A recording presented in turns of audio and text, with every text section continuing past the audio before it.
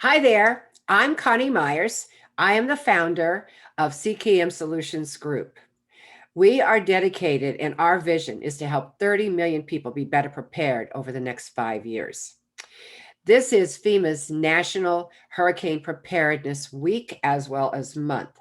So, we're going to talk about preparedness, but not just for hurricanes. You see, when you prepare for hurricanes, you're also have the same thing applies to other types of disasters as well and other crises. So we're going to talk a little bit about that. But for a moment, I want to talk about hurricanes. So last year was a monumental year, broke all records. We had 30 named storms. We had 13 hurricanes and 6 major hurricanes. So it was a very powerful year. The norm is 14 named storms, 7 hurricanes, and 3 major. And a major hurricane is anything a category 3 or more, 115 miles an hour or more. This year, weather.com is predicting that there will be 19 named storms. There will be 8 hurricanes and 4 major hurricanes. So that's a good reason to really be prepared for hurricanes if you're in that area. But what I'm going to talk about now is taking a week, any week, doesn't have to be Hurricane Preparedness Week, any week, to get prepared no matter what kind of disasters you're facing. And the first thing you need to know is, what is your risk? So if you're in the hurricanes area, last year they all came into the Gulf. This year they're predicting they're going to eastern seaboard. So you need to be aware of that. If you're more likely to have a hurricane if you're in along the coastline rather than in the Gulf.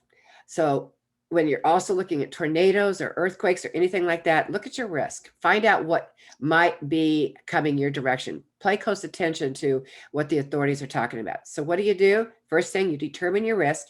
You figure out what might be at risk for you, and then figure out how you can make sure that you're protected. So that's day one. Day two is making sure that you have your evacuation plan in order. Communities do occasionally change evacuation routes, so you want to make sure that each year you take a look and see where the route is, actually drive the route, and you actually need to have 2 different evacuation routes in case one is blocked. So know the evacuation routes, drive them, make sure you understand what you need to do. When you are told to evacuate, please, please, please just do it. Don't decide you're going to stay behind, because what happens is you then put first responders and volunteers at risk. You can replace your home. You cannot replace your life. Day three is assembling all of your disaster supplies, making sure that your kits are all up to order. You have to have your regular emergency kit. You need to have your grab and go bag. You also need your kit in the car. And then if you work outside of your home, make sure you have a kit at your work. If you have children, senior citizens, or somebody with disabilities, they each need to have their own special kits. So make sure all those kits are up to date and that everything is in there. If there's something that's expired or something, get rid of it and get new. Day four, you want to take a look at your insurance policies. Read the fine print. Make sure that you have proper coverage. If it's your home, make sure you have full replacement coverage. If you're in an area where you need to have specialized insurance like earthquake or wind or flood, and by the way, 90% of us are in areas that do flood. So you want to take a look at that and make sure you have the proper coverage. If you're in a high risk area for flood, you already are required to carry insurance, flood insurance. However, if you're in a low to moderate area of risk, you want to still think about it, because 25% of all disasters do happen in areas that are low to moderate flood plain issues.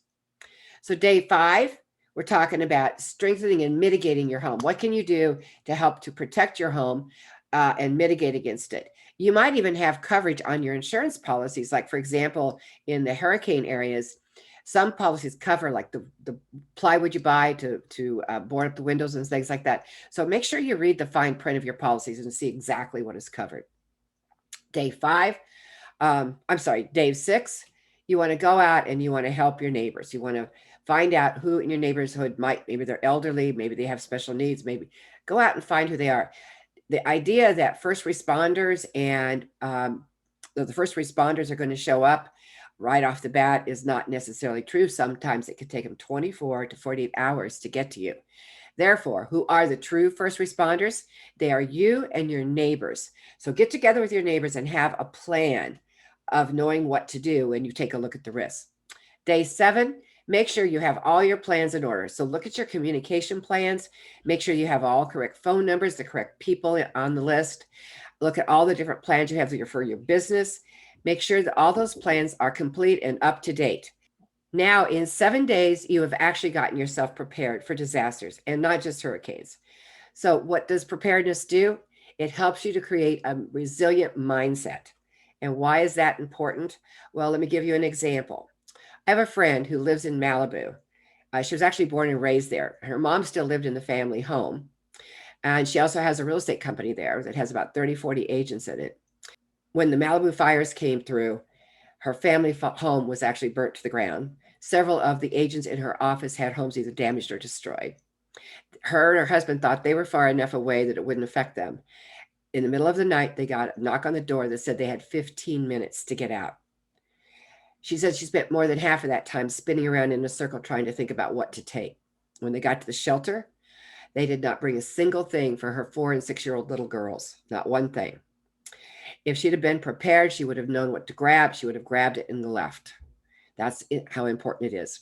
Another good example is I did a panel for the California Association of Realtors, and on the panel was a fire chief that was the head of the LA County Community Emergency Response Team, or CERT. There were fires that were headed to Woodland Hills, which is where he lived. He was in the area, and then he heard that the fires were headed toward his house. He had to stop and think because he was going into panic mode just like everybody else. The good news is he had been fully trained. He was able to get back into the present moment, get back into that resiliency so that he could react and do what he needed to do.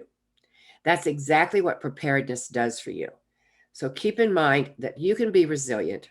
You can come out of this being ready and ready to go and knowing exactly what you need to do. To help you along, what I have done is included a form that has a checklist for all your emergency kits for your business, talking about recovery, what you can do to maintain a mindset. All of that is available to you for free on my website. You just go to ckmsolutionsgroup.com and you can download the form there. All right. I hope that you go and get prepared. I hope that the hurricane season is easy, and I hope that you have a beautiful day. Thank you.